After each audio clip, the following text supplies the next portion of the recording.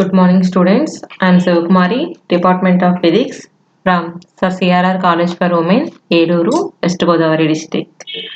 Now, I am going to discuss about first BSc, first sem, Physics paper 1. Title is Mechanics, Waves and Oscillations. Now, we are going to discuss about Unit 5, Chapter number 7, Vibrating Strings. Topic is modes of vibration of stretched string clamped at both the ends. Modes of vibration of stretched string clamped at both the ends. Uniform thickness ఉన్న ఒక string తీసుకోండి. దాని యొక్క length ఎంత అనుకున్నాము? L అనుకున్నాము. దాని యొక్క మాస్ పర్ యూనిట్ లెంత్ వచ్చేసి small M. In this case the string fixed at the both the ends. Okay, string ఏం చేసాం? బోత్ ద ఎండ్స్ ఫిక్స్ చేసాము. అండ్ ప్లక్డ్ అంటే ఏంటమ్మా? ఈ మిడిల్లో ఏం చేస్తాము అంటే ప్లక్ చేసి వదిలేస్తాం. వదిలేసినప్పుడు ఏమవుతుంది? It starts the vibrations. అక్కడ మనకు వచ్చే వేవ్స్ ఏంటంటే progressive waves. The progressive waves are generated in the string and travel to both the ends. ఈ టూ ఎండ్స్ కూడా ఫిక్స్డ్ గా ఉండడం వల్ల ఏమవుతుందంటే displacement is not possible at the two ends. So the waves are reflected and with the phase change. అంటే ఈ waves అనేవి ఏమవుతాయి? మళ్ళీ రిఫ్లెక్ట్ అవుతాయి. అంటే ఇది ఏమవుతుంది? ఇది ప్రోగ్రెసివ్ వేవ్, ఇది రిఫ్లెక్టెడ్ వేవ్. ఈ రెండు కూడా ఏమవుతాయి అంటే కలిసి ఇంటర్ఫియర్ అయ్యి స్టేషనరీ వేవ్ ని ఫామ్ చేస్తాయి. ఇటు ఈ వేవ్ ని ఏమంటారు? స్టేషనరీ వేవ్ అంటాము. సో మనం ఈ డయాగ్రామ్ చూసినట్లయితే మనకి ఇక్కడ ఎన్ ఒకటి, ఇంకోటి ఏంటమ్మా? ఏ అని కనిపిస్తుంది. N stands for node, A stands for antinode. What is meant by node? Node is a point along the standing wave where the wave has minimum amplitude. ఏంటమ్మా?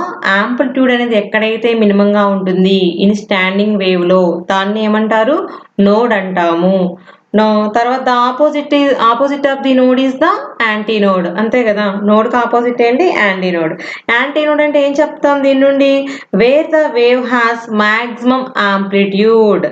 ఓకే, మాక్సిమం యాంప్లిట్యూడ్ ఉంటే దాన్ని ఏమంటారు? Anti node అంటాము.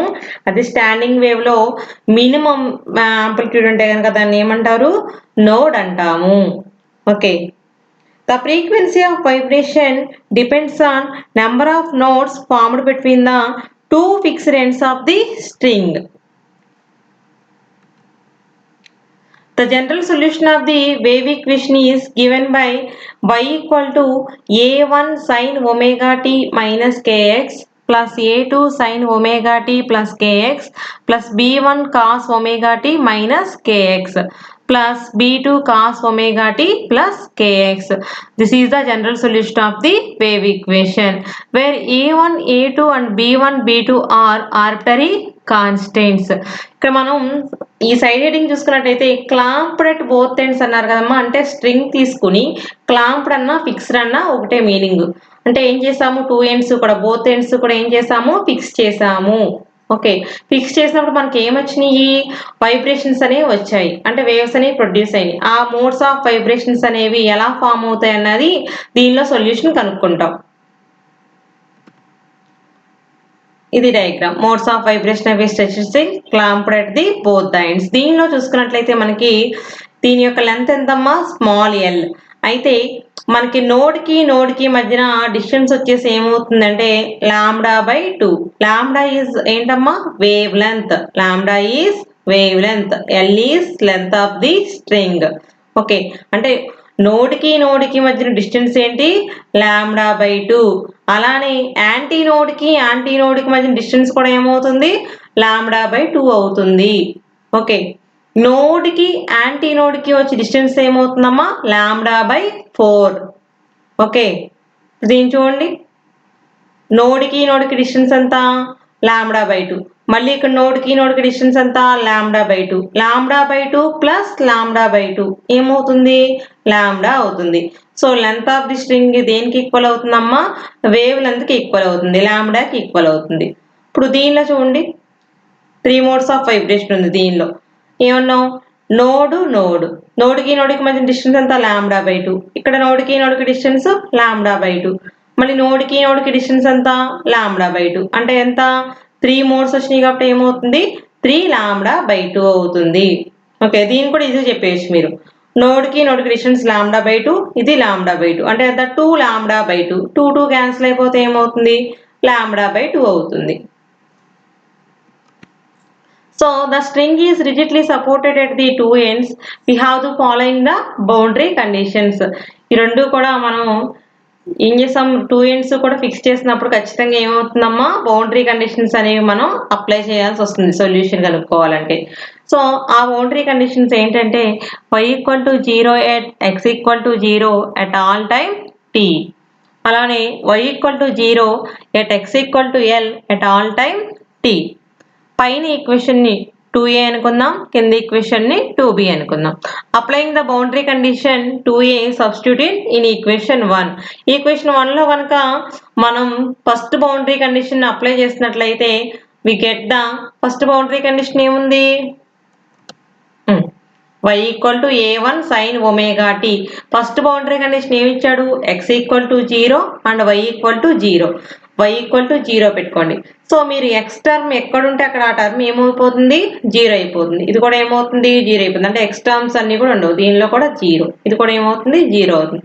So మిగిలిన ఏంటి a1 sin ωt plus a2 sin ωt plus b1 cos ωt plus b2 cos ωt వస్తుంది.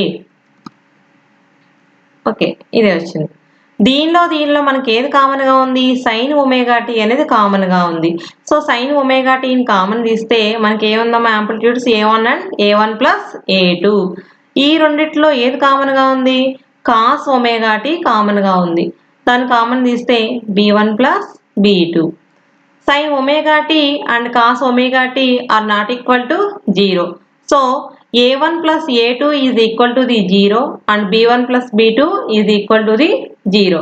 So a1 plus a2 equal to 0 అయితే a1 equal to ఏమవుతుంది minus a2 and b1 plus b2 equal to 0 అయితే b1 equal to ఏమవుతుందమ్మా minus b2. Now equation 1 లో కనుక ఈ substitute చేస్తే కనుక మనం ఏమవుతుందంటే అంటే a2 ప్లేస్ లో ఎంత సబ్స్టిట్యూట్ చేస్తాం మైనస్ a1 సబ్స్టిట్యూట్ చేస్తాం.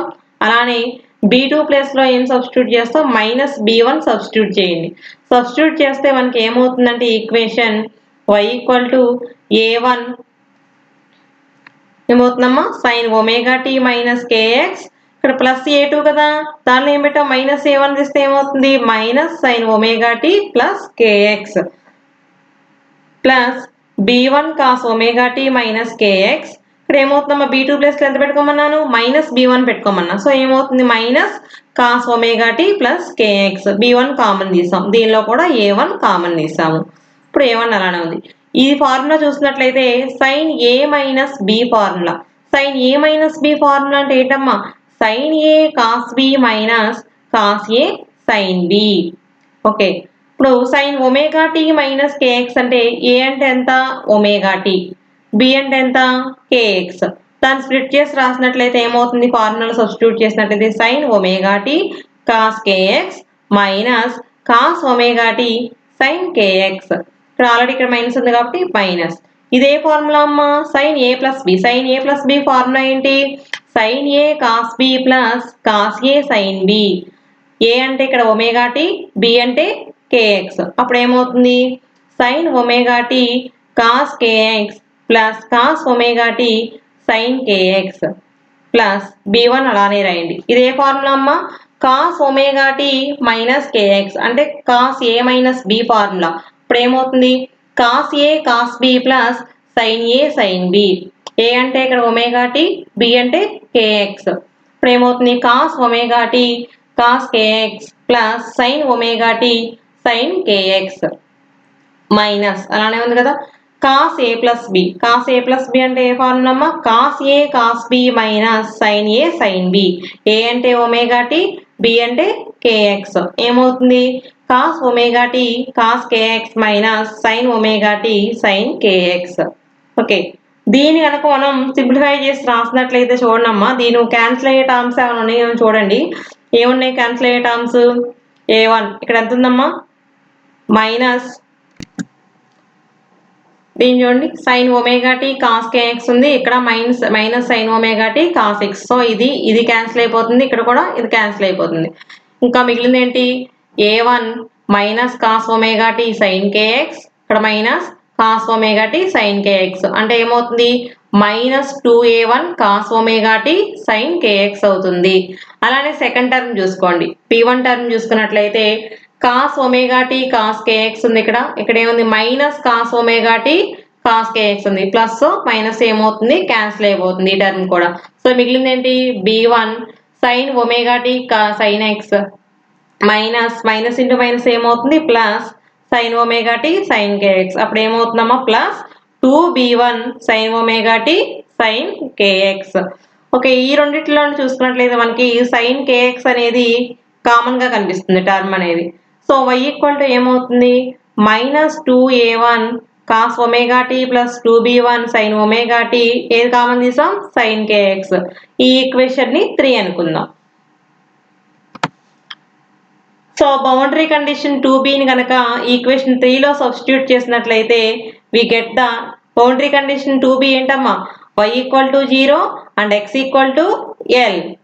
సో ఈక్వేషన్ 3 చూడండి, అంటే ఇదే కదా, y ఈక్వల్ టు 0 పెట్టుకోండి అండ్ x టర్మ్ ఎక్కడ కనిపిస్తుంది మనకి, ఇక్కడ కనిపిస్తుంది చూడండి.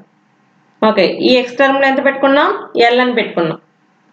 అప్పుడు ఏమవుతుంది, 0 equal to minus 2a1 cos omega t plus 2b1 sine omega t into sine k l. But cos omega t and sine omega t are not equal to 0. So sine k l equal to 0.